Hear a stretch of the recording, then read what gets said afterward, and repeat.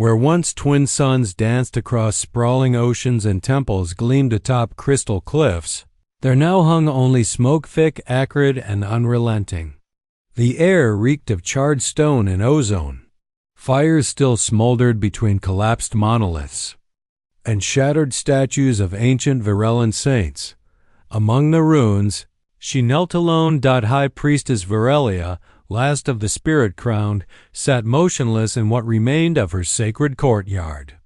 Her ceremonial robes, once woven with golden fibers and marked with symbols of peace and wisdom, were now little more than torn fabric clinging to a battered frame. Her regal head crest, a biological feature revered among her kind, was fractured. Bleeding and half-blackened from plasma scorch, she had not moved in hours. The attack came without warning. The Zorith fleet, cold and insectoid, had not sent demands or ultimatums. There were no beacons, no war declarations. Only shadows, descending like a curtain of death over a city unprepared. Archalis, the spiritual and cultural heart of the Varellan people, was the first to fall. The Varellan order believed in the power of reason, of dialogue. They were diplomats and seekers, never conquerors. They had not known true war for generations. And that made them easy prey. Her elite guards, the soulbound, had fought valiantly to shield her, holding choke points with swords glowing with psionic energy, buying precious minutes as civilians fled. But against orbital strikes and war machines 10 meters tall, their valor was as fragile as glass. One by one, they had fallen. Varelia had felt each death echo through the link that bound them, until silence claimed them all. Now only she remained, and in her trembling hands she clutched the last sacred relic of her people, the ether jewel, an ancient artifact said to carry the echoes of the first voice.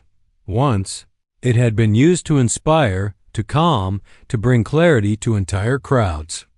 Now it pulsed faintly more like a dying heartbeat than divine light.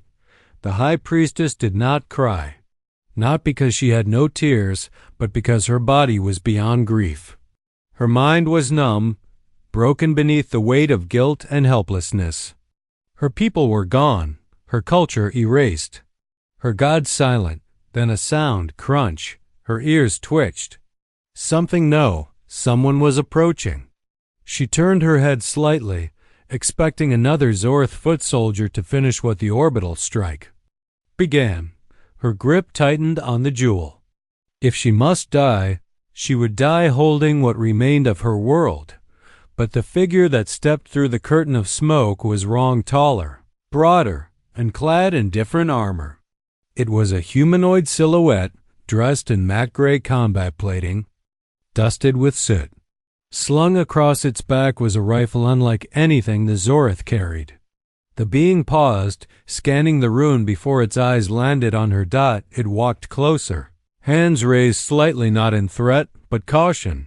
When it removed its helmet, she froze. A human. Dark-haired, rugged, with eyes that bore the haunted weight of too many battlefields. His skin was smudged with ash, a deep scar across one cheek.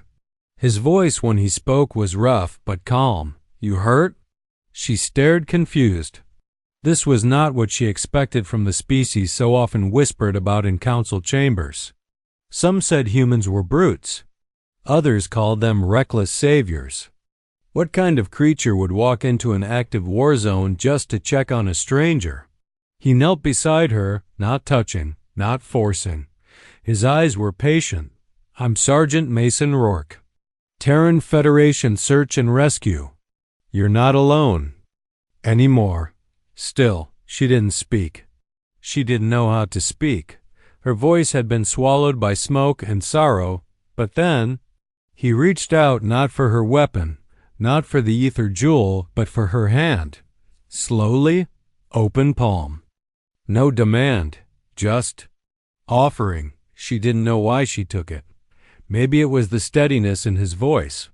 Maybe it was the warmth in his eyes that contrasted the coldness of the battlefield. Maybe it was the way he saw her, not as a casualty, not as a symbol, But as a person, he gently helped her to her feet, and for the first time since the sky burned, she felt something faint stir in her chest. Not hope. Not yet, but something close, because in a world reduced to ash, she had been found by a creature from another world, one who hadn't come to conquer, or to judge. He had come simply because someone needed help, and that changed everything. Sergeant Mason Rourke had seen many worlds burn, but few hit him like Archelaus Prime. The virulent city had once been a place of poetry and peace, famed for its towers of crystal and resonant wind chimes that sang in the sunlight. Now it resembled a graveyard that stretched into the horizon. Beside him walked, or rather stumbled, a survivor he never expected to find. High Priestess Virelia, spiritual leader of a race he'd only heard about in briefings. Her ornate robes were in tatters. Her steps faltered every few meters. But still, she walked. Rourke kept pace beside her, offering his arm when she stumbled, always making sure she didn't fall too far behind. He'd offered to carry her, but she refused. Pride, maybe, or grief too thick to allow weakness. Either way, he didn't press the issue. What struck him most was the silence. She hadn't said a word since he found her, hadn't even asked where they were going. Her eyes stayed forward, unfocused, but somehow still aware. Around them, the remnants. OF war crackled. Crushed starships still smoked in the distance. Burned-out shuttles lay gutted in plazas.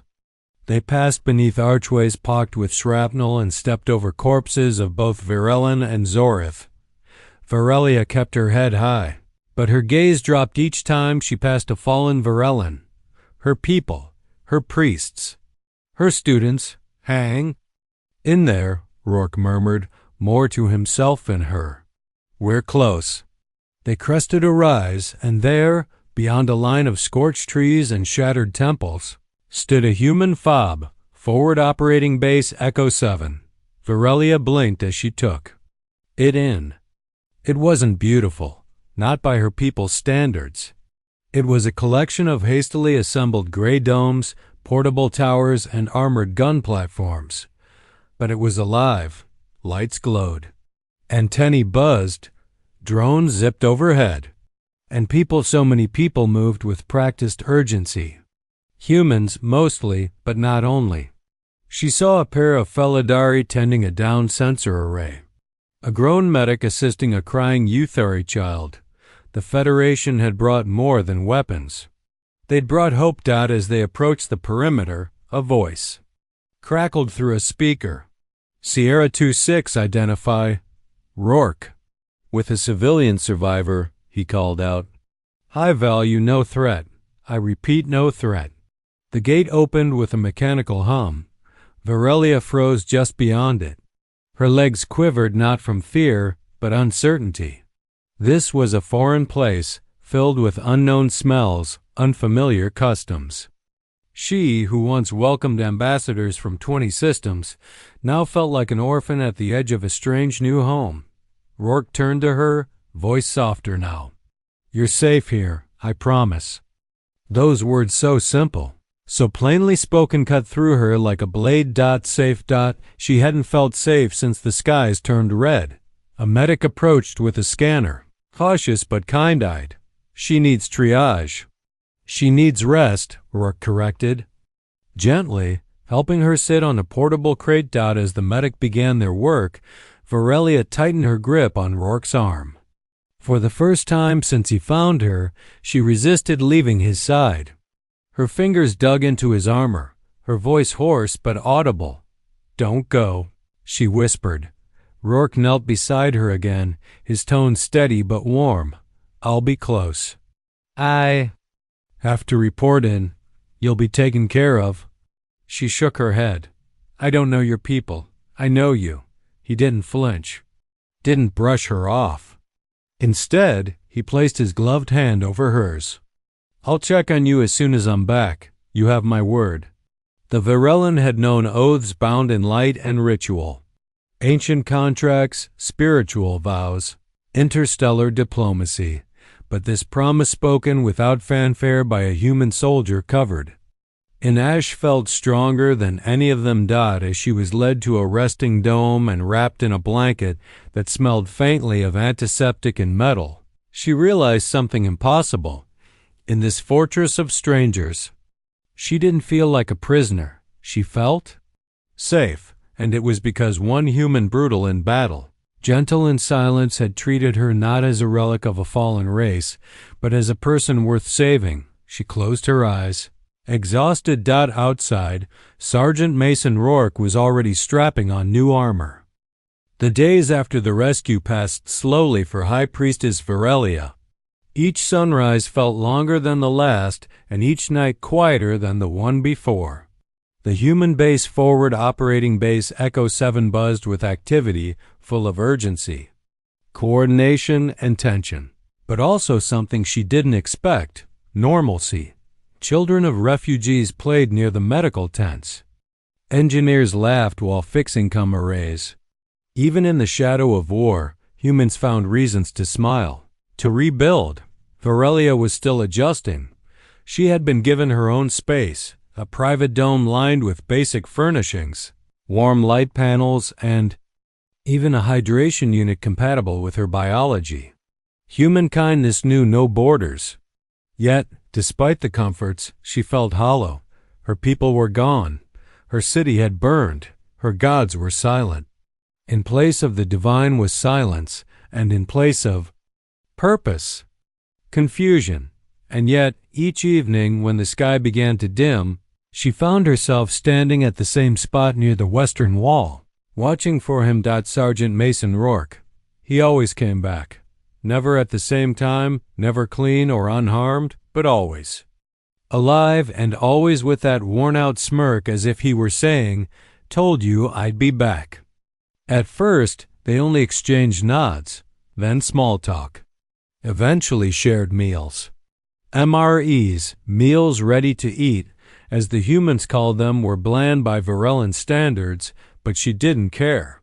Not when he was there. She'd ask questions. He'd answer simply, "How do you still fight after so much loss?" "Because someone has to." "Do you believe your people will win?" "I believe we'll survive." "That's enough."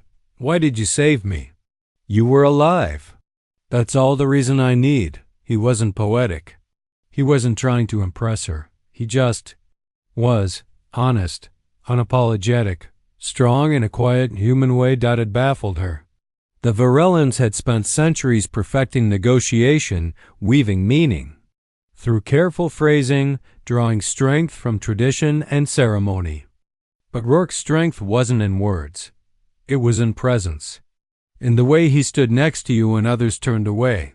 That night, as the wind howled softly through the torn canopy above the base, Virelia sat beside Rourke on a supply crate, the warmth of a nearby generator humming quietly. She held the ether jewel in her palm, the sacred relic she'd nearly died protecting. Its glow had dimmed, faint now, pulsing only weakly. "Do you believe in gods, Mason?" she asked suddenly. He didn't answer right away. Instead, he leaned back, looking up at the stars. "I believe in people. In the ones who show up when it matters. I've seen more than enough to question the idea of fate or divine justice. But when you're bleeding out and someone crawls through fire to pull you out, that's as close to a miracle as I've found." Virelia was silent for a long time. Then, without looking at him, she whispered, "I think my gods died with my people." He turned to her then, his expression softer than she'd seen before. "Maybe not," he said. "Maybe they just handed the torch to someone else." She looked at him, and for a heartbeat, it felt like the war didn't exist. Like the ruined cities, the scorched temples, the screams of the dying, all faded into background noise. She wasn't a priestess anymore. He wasn't just a soldier. They were two souls sitting in the dark, sharing a moment neither fully understood. Later, as the camp settled and curfews took hold, Rourke stood to leave. "I'll be heading back out at dawn," he said. "Recon on the North Ridge. Zorith might try a second strike. She nodded, standing with him. Be careful, he grinned. Always a am. Before he turned to go, she hesitated, then did something she hadn't done with anyone in years. She reached out and placed her hand on his dot, not ceremonial. Not holy dot, just human. I'll wait for you, she said quietly. His smile faltered for a second, just long enough for her to know the words hit him harder than he let on. Then he nodded. I'll be back. On the 6th day after Virelia's rescue, the skies over Archelaus Prime darkened once more, not from ash, but from shadows. The Zorith had returned. Scouts reported the incoming wave as early as dawn, a full armada, double the size of the first. No warning, no broadcast, just dozens of jagged black ships descending like a swarm of teeth. Fob Echo 7 went on high alert. Sirens screamed. Troops mobilized. Engineers reinforced perimeter shields. And medics braced for what would surely be mass casualties. Sergeant Rourke was already in gear by the time the first dropships broke atmosphere. Virelia watched from the command tower's window, her hand pressed against the glass, her heart gripped in icy panic. He's going back out there. She wasn't the same woman who had been carried through the ruins by him. Days ago, her body had healed, and her soul, fractured and bruised, had begun to piece itself back together, thanks in no small part to a single human soldier. Now he was marching back into fire. Rourke gave her a nod from the loading bay below, his helmet tucked under one arm. It wasn't a grand goodbye, just a glance that said, "You know, I'll keep my promise." And then he was gone, swallowed by the chaos of deployment. Virelia tried to stay in the tower, tried to be rational, to trust in the human's experience. But every explosion outside, every tremor of the ground beneath her feet, chipped away at her resolve. The Zorith were relentless. Dropships tore through defensive lines. Soldiers in exosuits clashed in brutal short-range engagements. Energy blasts lit up the night sky. Human forces held ground, but barely. Then came the news over comms. Northwest flank has collapsed. Reinforcements pinned. Rourke's unit is down. Repeat. Sierra 2-6 is down. The words punched through Virelia like a spear. She didn't think. She ran. Grabbing the nearest discarded sidearm from a supply crate, she bolted out of the tower, past medics shouting for her to stop, past soldiers who stared in disbelief. Her legs ached, lungs burned, but she kept running. Not to fight. Not to die. To find him. She navigated the battlefield by memory, tracing the same patrol route she had walked with Rourke. She found the collapsed ridge he mentioned days before. The blast crater. The burning wreckage of a fallen gunship. And there, beneath twisted debris, was him. Sergeant Mason Rourke lay pinned beneath a shattered support beam, blood pooling beneath his left side. His helmet had cracked. His armor was blackened with soot. His rifle lay snapped in half beside him. Yet his eyes were open, still alert, still fighting. He coughed, and when he saw her, he actually smiled. "I told you I'd be back." He rasped. She dropped to her knees beside him, hands trembling. "You're bleeding." "Yeah," he muttered. "Kinda figured that part out." She tried lifting the beam, but it was too heavy. She screamed for help, but the roar of war drowned her out. Her mind spiraled. "He saved me. I can't lose him." "Not him." She pressed her forehead to his and whispered, "Stay with me. I command you." Even half-conscious, he chuckled. "You're bossy when you care." That was the final crack. She didn't hold back the tears this time, not because she was afraid, but because she cared too much. And in that moment, instinct overruled pride. With no ceremony, no hesitation, she wrapped her arms around him, not to comfort him, but to shield him. Her body against his, her warmth against the cold. She held him like the last ember of her world. The battlefield raged around them. Fire, smoke, screams, and still she held him. A minute passed. Then 2, And suddenly, from the tree line, came movement, reinforcements. Human fire team, called by a flare she hadn't even noticed she'd triggered. They rushed in, lifting the beam, treating Rourke, covering them with suppressing fire. A medic knelt and began patching the wound. "He's stable," the medic shouted. "We've got him." Only then did Virelia let go. Covered in soot, her face streaked with tears and ash, she stood over the man who had saved her, not with weapons, but with presence. With compassion, he opened his eyes once more. "Weak, but aware. You came for me," he murmured. The second battle for Archelaus Prime ended at dawn. The Zorith were driven back not by overwhelming firepower, but by relentless grit. Humans, alongside a few allied species, had held the line long enough for the enemy to break formation. The cost was high, but the result was clear. The base still stood, and so did the survivors within. Virelia remained at Rourke's side during the retreat and recovery. She refused to leave the medical tent, even when instructed to rest or eat. The medics had learned by then. You don't argue with a woman who once led billions and now guarded a single human. Like a sacred relic, Rourke had survived the surgery. Barely. The beam had fractured his ribs, punctured a lung, and torn muscle from bone. But as the doctor said, half in awe, half in disbelief, he held on like a damn animal. No one was surprised. The phrase passed around the base within hours. Of course he lived. He's a Terran. On the third day, he woke. He found Virelia seated beside him, fast asleep, her head resting on his forearm, her once regal robes replaced by Federation fatigues. Her long fingers still wrapped around his hand, even in slumber. When her eyes fluttered open and locked onto his, she smiled. "You're late," she whispered. He chuckled, wincing through the pain. Traffic was hell.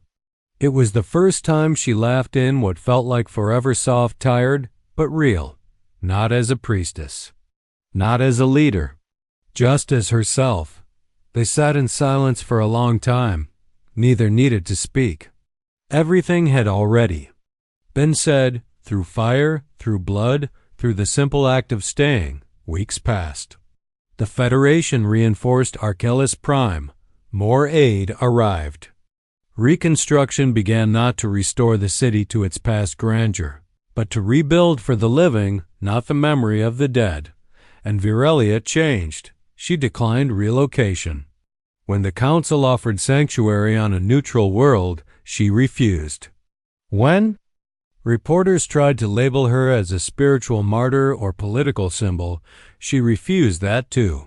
She stayed at Echo 7. Not as a guest, as one of them. Gone were the flowing robes. She wore armor now modified for her physiology, plated with the same dark matte coating used by human forces. Her rank? None. She didn't want titles anymore. She simply served. She worked in the refugee sectors, organized food supplies, and negotiated aid routes with other races. She trained alongside human soldiers, absorbing their tactics, not to kill, but to protect. The humans didn't worship her. They didn't follow her out of reverence. They respected her because she showed up, because she did the work. And to humans, that meant more than any crown. As for Rourke, he recovered faster than most expected and once cleared for duty. Resumed patrols. But now, he didn't walk the ruins alone. Virelia walked beside him, sidearm at her hip, comlink in her ear, stride in sync with his. They never called themselves anything, not lovers, not comrades, not saviors. But whenever one went into the field, the other followed. And those who watched them knew. These two weren't just surviving, they were holding the line together. One evening, long after the new settlement lights flickered on and dusk cloaked the sky in violet hues, the two of them stood at the ridge overlooking the rebuilt ruins. Below them, children played among steel shelters. Drones zipped overhead carrying fresh supplies.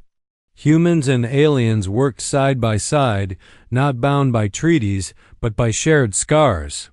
Varelia held the ether jewel loosely in her hand. It glowed brighter now, not because the gods had returned, but because she had. She looked to Rourke. "I lost everything," she said quietly, "when the Zorith came. My people, my purpose, my faith." He didn't interrupt. She continued, voice steady but soft. "But I found this. A world where help is given without asking for worship, where safety is offered without ceremony, where promises mean something." Rourke tilted his head. "You're saying you believe in humanity now?" "I believe in you," she replied, and with that, she stepped closer and wrapped her arms around him, not because she was broken, but because she had healed. And this time, she didn't need him to hold her up. They simply held each other, not as priestess and soldier, not as alien and human, but as two survivors who refused to let war define what came next. In the years to come, many would tell stories of the Battle of Archelaus Prime, of the High Priestess who stayed behind, of the Terran sergeant who wouldn't let her die, of the day death rained down and life stood up anyway.